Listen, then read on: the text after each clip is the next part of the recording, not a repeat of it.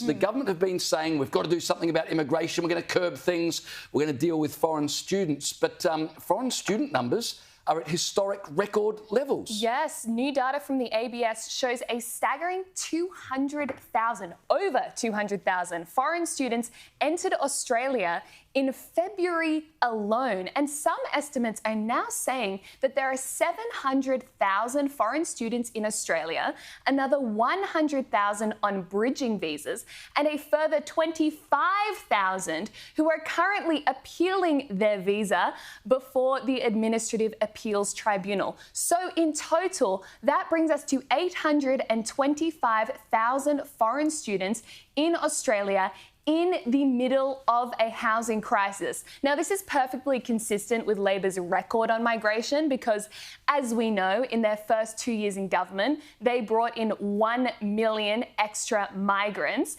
In that time, we only built 350,000 houses, by the way, but that is a side note, and that's 70% higher than any other period on record ever. Now, I, as a recent graduate of Sydney University, have a lot of thoughts on foreign students. I'm sure my alma mater will not be thanking me for this right now, but I think the challenge with foreign students is that our universities have become so overly reliant on them to the point that we have the highest percentage of foreign students in our university systems than any other OECD country. At Sydney University, it's about 50% of students. In some postgraduate courses, it is way higher. Now, you have to think, apart from the obvious impacts on the housing crisis, what does this do to education standards when around 1 in 12 foreign students admit themselves that they do not speak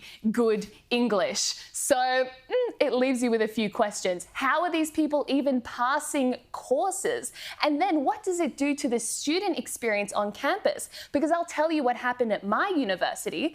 Essentially, the classes would separate into domestic students and international students. And in some classes, as a domestic student, you are the minority. So rather than enhancing this diverse multicultural experience, as the universities want to make you think, what it does is actually ruin the student experience. It ruins campus life, their clubs are much less active, and people basically segregate into racial groups, which is the opposite of what we should want for our universities. So we need to rein this in ASAP. And I personally think, despite Labor's 18 months of talk on course caps, they're actually making no significant cuts to student numbers. Their cap is just bringing the numbers back to 2023 levels, which is a joke. We need to be setting hard caps, 25% international students max per course. And the problem is not just the number of students coming in to study, but the fact that so many of them stay on in the country after their study has finished.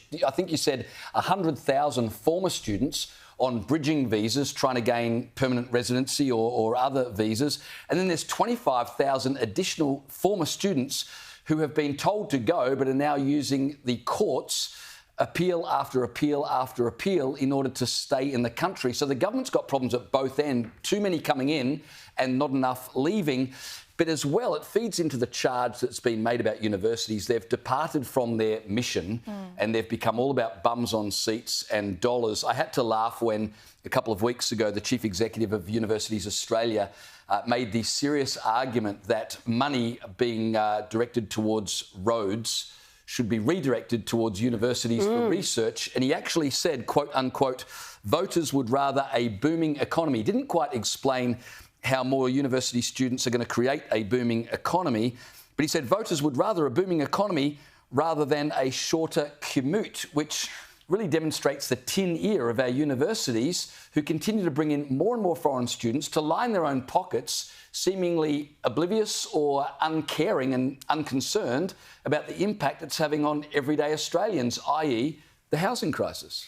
Sure, the guy does have a point about the economy, though. It was worth $51 billion as of January this year. That is how much international students here in Australia, that is what it is worth to the Australian economy. And that's according to the Federal Education Department's own website as of the 9th of January this year, which answers all these questions, right? Why are they doing it? How could they allow it to happen? It comes down to the dollar.